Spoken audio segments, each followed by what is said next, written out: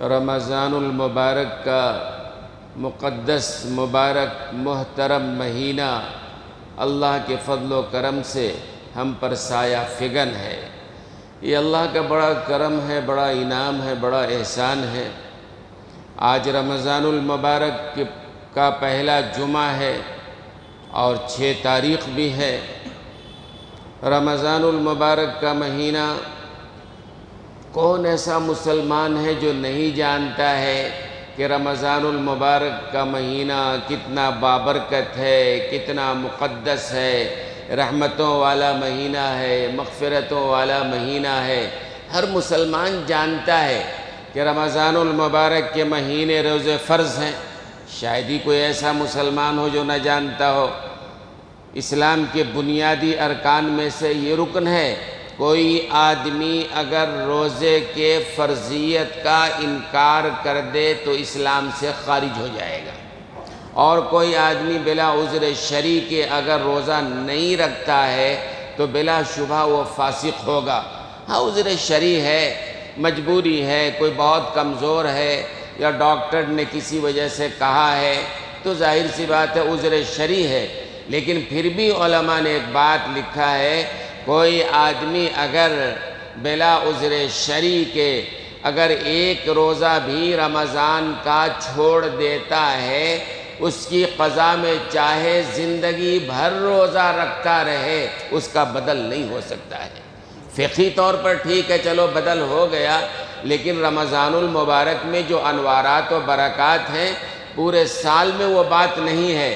اور حضرت مجدد الفسانی رحمۃ اللہ علیہ کی بات میں نقل کر دیا کرتا ہوں، اور سچی بات تو یہ ہے دوستو اور بزرگوں کہ آج علم کی کمی نہیں ہے، معلومات کی کمی نہیں ہے، وسائل ہیں، ذرائع ہیں، تقریریں ہیں، تفسیریں ہیں، وعظ و نصیحت ہے، سوشل میڈیا پہ تقریروں کی بھرمار ہے، تفسیروں کی بھرمار ہے، ہر مسجد میں بیان ہو رہا ہے، اخبارات و رسائل میں اس موضوع پر مضامین ہیں، ہر جگہ علم کی کمی نہیں ہے۔ ہر آدمی جانتا ہے روزہ فرض ہے تو ہے، ہر آدمی جانتا ہے تراویح سنت مؤکدہ ہے تو ہے، ہر آدمی جانتا ہے کہ نماز فرض ہے، 5 وقت کی نماز ہر مسلمان مرد و عورت پر بالغ ہونے کے بعد سے لے کر مرنے تک زندگی بھر نماز فرض ہے۔ جو صاحب نصاب ہیں ان کے لیے زکوٰۃ فرض ہے، اور جو صاحب استطاعت ہیں ان کے لیے حج فرض ہے۔ ہر مسلمان جانتا ہے، مسئلہ جاننے کا نہیں ہے۔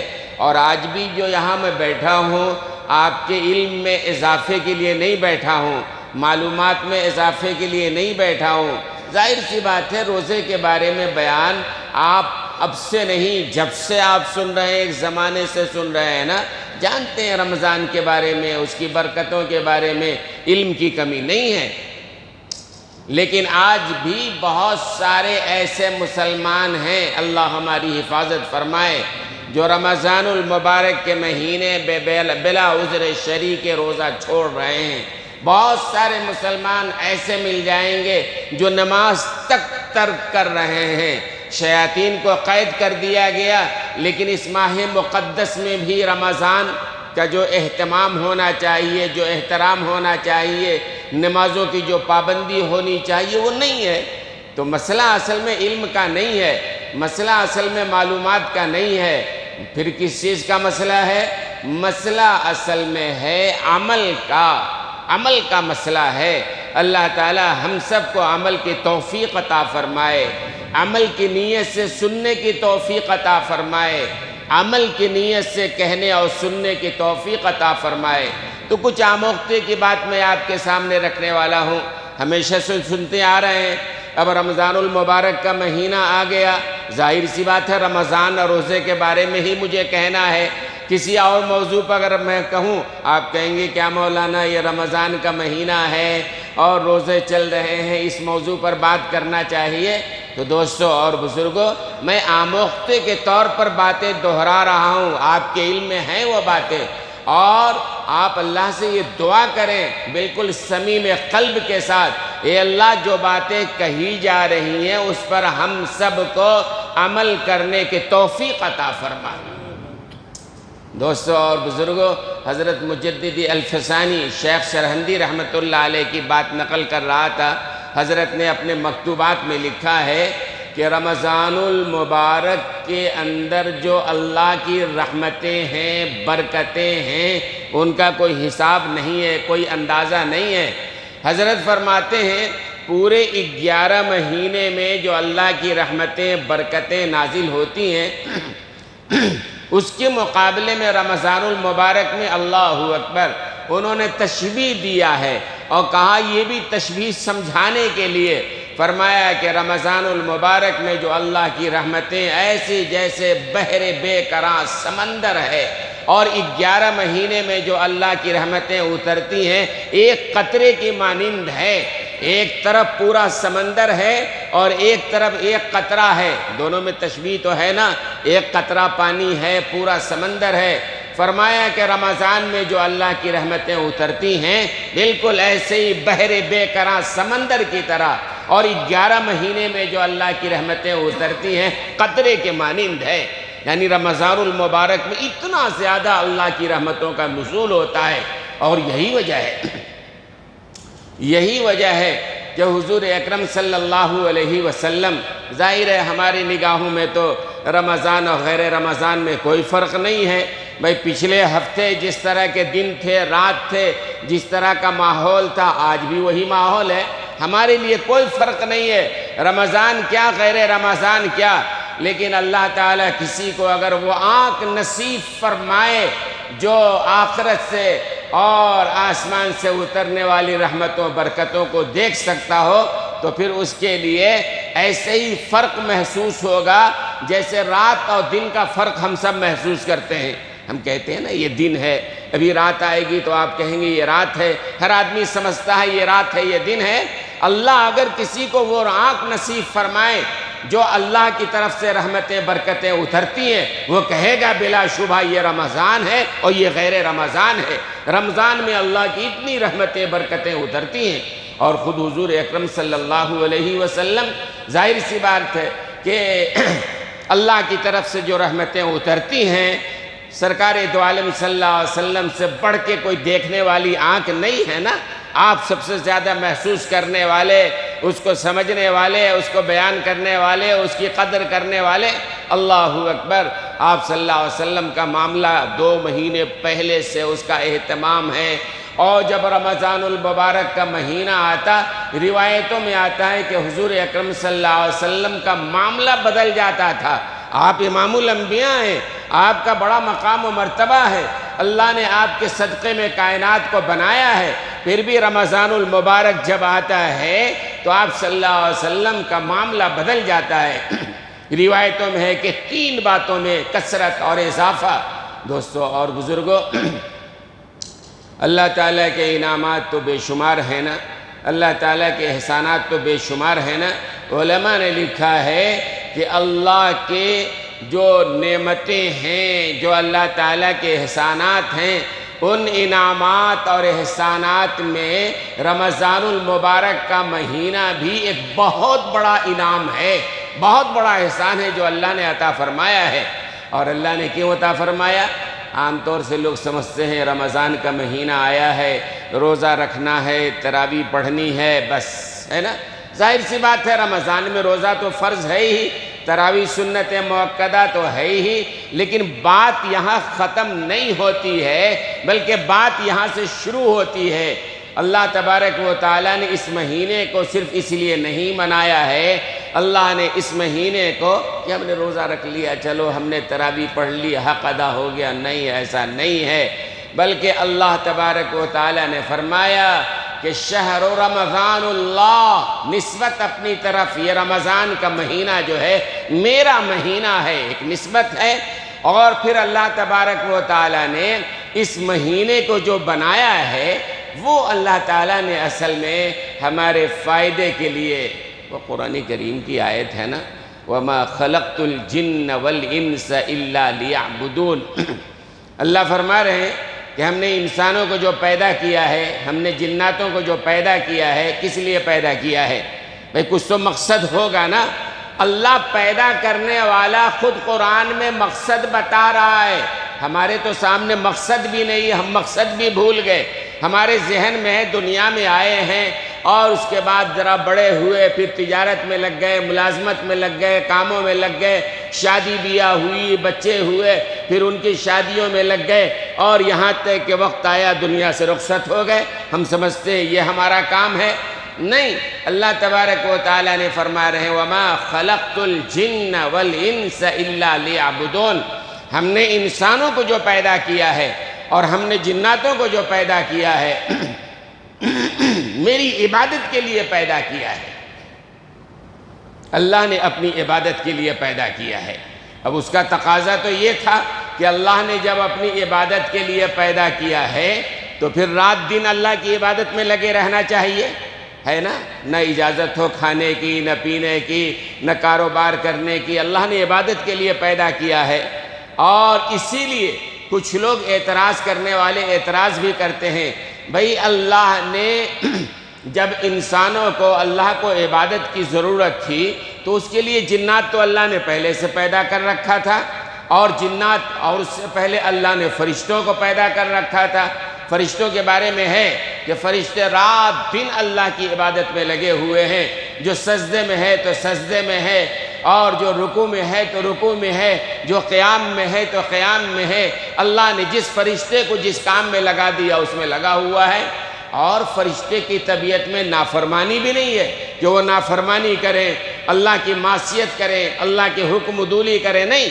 اسی لیے بعض لوگ کہتے ہیں اگر مقصد عبادت تھا تو پھر ظاہر سی بات ہے فرشتے یہ مقصد تو پورے طور پر بہترین طریقے پر انجام دے رہے تھے، انسان کو پیدا کرنے کی کیا ضرورت تھی؟ یہ سوال کرتے ہیں لوگ کہ اگر واقعی اللہ کو عبادت کی ضرورت تھی، فرشتے بہترین عبادت کر رہے تھے.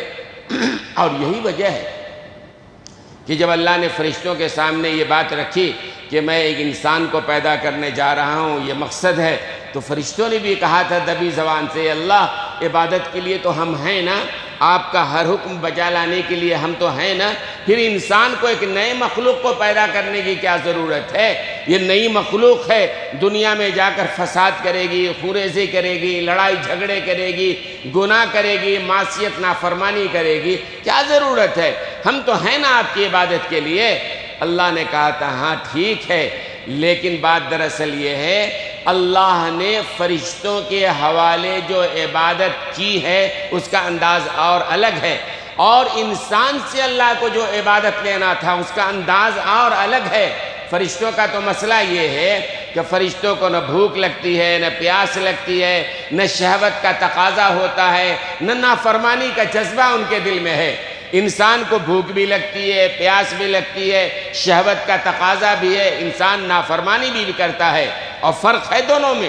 ایک انسان جس کے دل میں شہوت کا تقاضا ہے، ایک انسان جو بھوک کھانے کا محتاج ہے، اگر بھوک لگی ہے لیکن اللہ کے حکم کی وجہ سے نہیں کھا رہا ہے، یہ بڑے اجر کی بات ہے. شہوت کا تقاضا ہے، گناہ کا موقع ہے، لیکن اللہ کے حکم کی وجہ سے رک رہا ہے، یہ بہت بڑا کمال ہے. فرشتوں کا کمال نہیں ہے. فرشتوں کو تو بھوک لگتی ہی نہیں ہے، وہ کون سے کمال کی بات ہے؟ فرشتوں کو پیاس نہیں لگتی ہے، فرشتوں میں نافرمانی کا جذبہ نہیں ہے. آپ ایسے سمجھ لیجئے جیسے ایک نابینا ہے جس کے پاس آنکھ نہیں ہے. نابینا کہتا ہے میں نے زندگی میں کبھی کسی غیر محرم کو دیکھا ہی نہیں. ارے تم دیکھ ہی نہیں سکتے ہو، ہے نا؟ ایک نابینا ہے جس کے پاس آنکھ نہیں ہے، وہ اگر کہے کہ ہم نے کبھی فلم نہیں دیکھا، ہم نے ٹی وی نہیں دیکھا، ہم نے غیر محرم کو نہیں دیکھا، کون سے کمال کی بات ہے؟ تم تو دیکھ ہی نہیں سکتے ہو نا. ہاں ایک آنکھ والا بندہ ہے جو غیر محرم کو دیکھ سکتا ہے، پھر اللہ کے حکم کی وجہ سے وہ نہ دیکھے، ہم کہیں گے یہ کمال کی بات ہے نا؟ تو فرشتوں کے اندر تو نافرمانی کا جذبہ نہیں تھا، اللہ نے رکھا ہی نہیں. انسان کے اندر جذبہ ہے، انسان نافرمانی بھی کر سکتا ہے، فرما برداری بھی کر سکتا ہے، لیکن اللہ کے حکم کو سامنے رکھ کے آدمی جب عبادت کرتا ہے پھر یہ وہ عبادت ہے جس پر اس کو اجر و ثواب اور جنت والا اجر و ثواب دیا جائے گا. ظاہر سی بات ہے بہت بڑی عبادت ہے. اور اللہ نے جہاں روزے کے بارے میں بیان کیا ہے ساتھ ہی ساتھ اللہ نے مقصد بھی بتا دیا ہے، اور اللہ نے یہ بھی بتا دیا ہے کہ تمہارے اوپر، صرف تمہارے اوپر روزہ فرض نہیں کیا گیا۔ ایسا مت سمجھو کہ اللہ نے 30 روزہ ہمارے اوپر فرض کر دیا ہے، 1 مہینے تک بھوکے پیاسے رہو، یہ کیا اللہ نے کیا؟ اللہ نے فرمایا کہ نہیں، تم پہلے نہیں ہو، بلکہ یا ایھا الذین آمنوا کتب علیکم الصیام، تم پر اللہ نے روزہ فرض کیا، کما کتب علی الذین من قبلکم، تم سے پہلے جو قومیں گزری ہیں، جو امتیں گزری ہیں، ان پر بھی اللہ نے روزہ فرض کیا تھا۔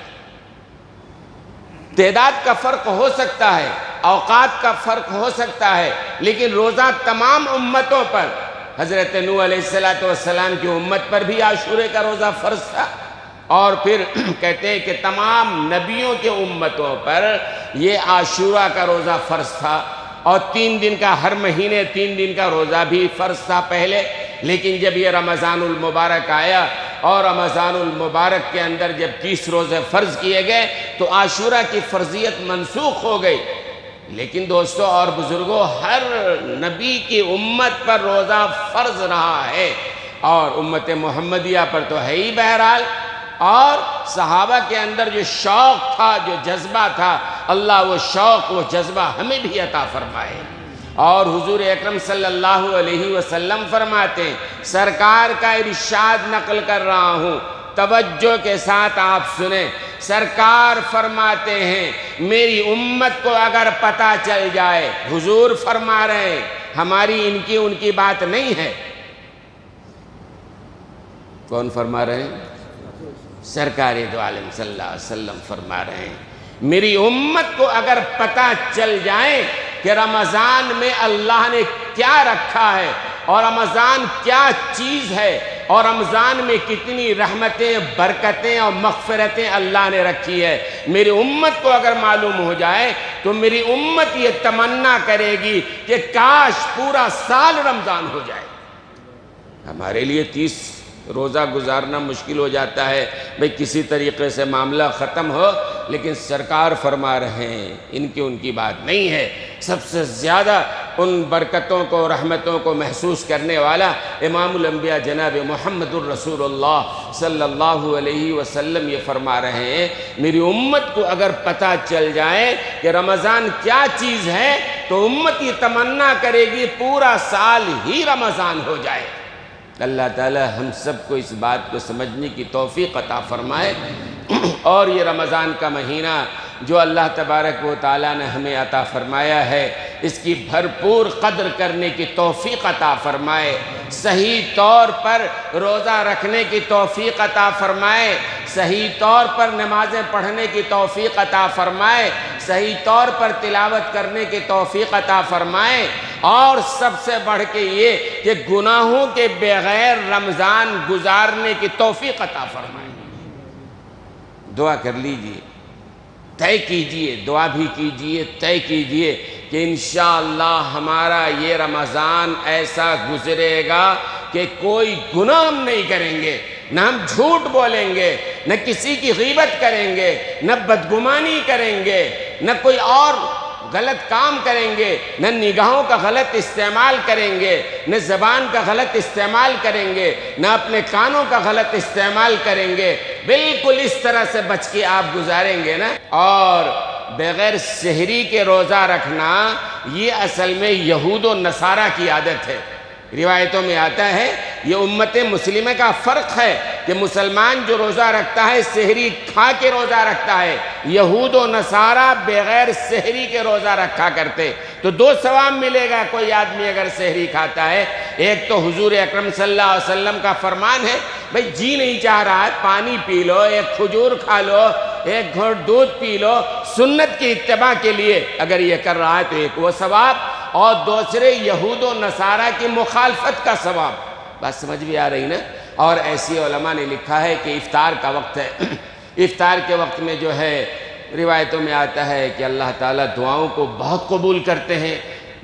بندہ دن بھر روزے سے ہے، بھوک پیاس کے ساتھ ہے، اور سامنے چیزیں رکھی ہیں لیکن وہ نہیں کھا رہا ہے. نہیں بھائی، آفتاب کب غروب ہو رہا ہے؟ 6:33 پہ آفتاب غروب ہوگا. کوئی بندہ 6:32 پہ افطار کر لیتا ہے، ظاہر سی بات ہے وہ روزہ تو ہونے کا تو سوال ہی نہیں ہے، کفارہ بھی ادا کرنا پڑے گا. یعنی ایک روزے کے بدلے میں 60 روزہ رکھنا پڑے گا. کوئی کہے کہ مولانا میں نے کیا کر لیا ہے، 6:33 کی بجائے ہم نے 6:32 پہ 6:30 بجے افطار کر لیا ہے. آپ نے یہ کیا ہے کہ اللہ کے حکم کی نافرمانی کی ہے. اللہ نے یہ کہا تھا میرا حکم کیا ہے، غروب جب ہو جائے اس وقت افطار کرو. تم نے غروب سے 2 منٹ 1 منٹ پہلے کر لیا ہے، میرے حکم کی نافرمانی ہے. اور پھر علماء نے لکھا 6:33 کا وقت ہو گیا افطار کا. اب کوئی آدمی اپنی طرف سے بقراتی کرتا ہے، نہیں 3 منٹ اور ٹھہر جاؤ، 5 منٹ اور ٹھہر جاؤ. لو علماء نے لکھا یہ بھی غلط ہے. مستحب ہے کہ افطار میں تاجیل فوراً، حکم ہوا وقت ہوا فوراً کھاؤ. سحری میں تاخیر افضل ہے. 12 بجے کھانا بہتر نہیں ہے، تاخیر جتنا تاخیر کریں گے آپ افضل ہے. سوال یہ ہے کہ کیوں بھائی یہ 6:32 میں آپ کہتے ہو کہ روزہ ٹوٹ جائے گا، 6:33 پہ کہتے ہو جلدی کھاؤ. بات دراصل یہ ہے کہ نہ روزے میں کچھ رکھا ہے نہ افطار میں کچھ رکھا ہے. جو کچھ رکھا ہے اللہ کے حکم میں رکھا ہے. اللہ نے کہا کھاؤ، کھانا عبادت ہے. اللہ نے کہا افطار کرو، افطار کرنا عبادت ہے. نہ روزہ رکھنے میں ہے نہ افطار کرنے میں ہے. اور دین کا سارا کھیل اور سارا دار و مدار علماء نے لکھا ہے اللہ کے حکم کے ماننے پر ہے. اللہ جو کہہ دے وہی بات ہے، رسول اللہ جو کہہ دے وہی بات ہے، آخری بات ہے.